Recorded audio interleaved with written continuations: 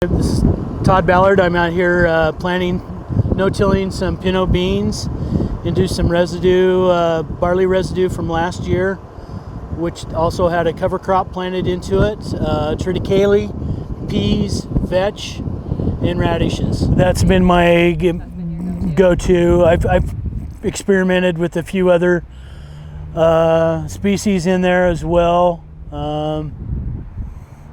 But this seems to be the most friendly for me right now in my rotation.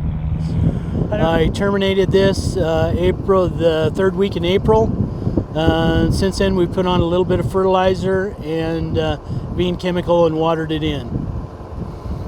I haven't been using any fertilizer at all. I don't really like to use fertilizer that much.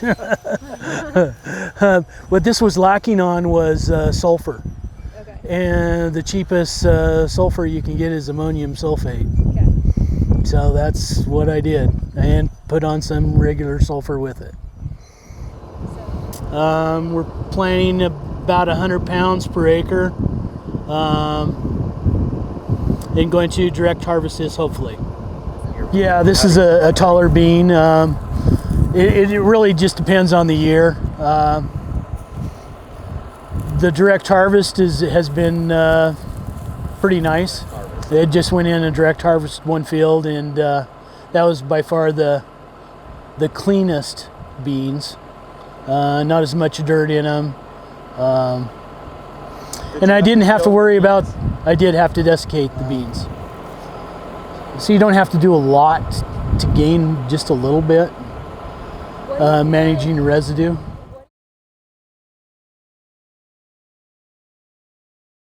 Yetter coulter cart.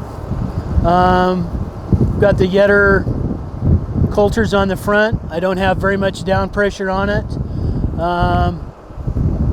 The 15-foot Great Plains drill behind. I use this to plant my barley and wheat and cover crop with this.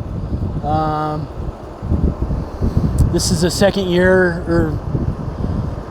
or third year I've broadcast beans through it. I'm broadcasting more beans this year.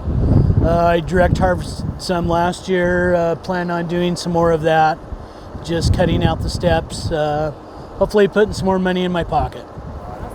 Kind of point to the double disc. This is a double disc opener with press wheels on the back. These are probably going in 3 or 4 inches, probably 2.5 to 3, probably more realistically. So I've got it set a little heavier because I've got some wheel tracks out here that is going to be my weak spot. So that's what I'm kind of shooting for. When I plant grain, I shallow it up quite a bit shallower. Adjust the cups. That's about it.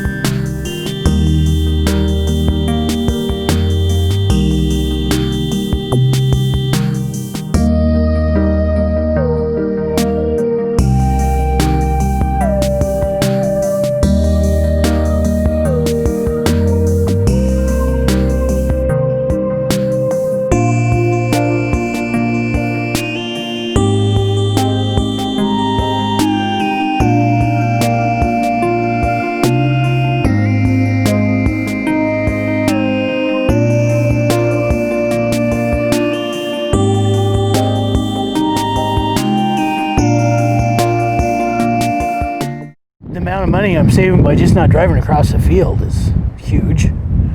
The less passes I'm making, more no-till, less fuel bill. I'm not wearing out points on cultivators. I'm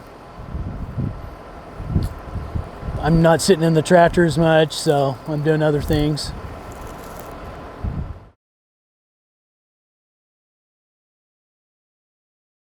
It just soaks it in. That's the main difference between the tilled and the no-till is. And the transpiration, respiration, I think is big as well. Huge.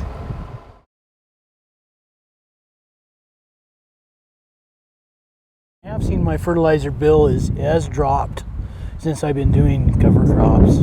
Been lessening on the, so that's a plus, and it's getting better and better every year. But hopefully I've been banking some good soil health and some nutrients that will pay for it. Maybe not next year, but maybe a couple years down the road.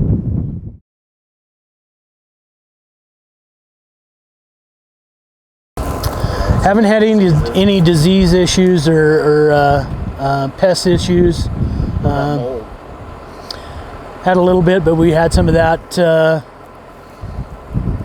always forever anyways.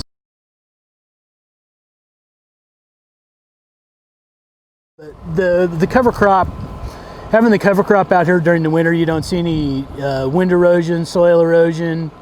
Everything's staying in the field.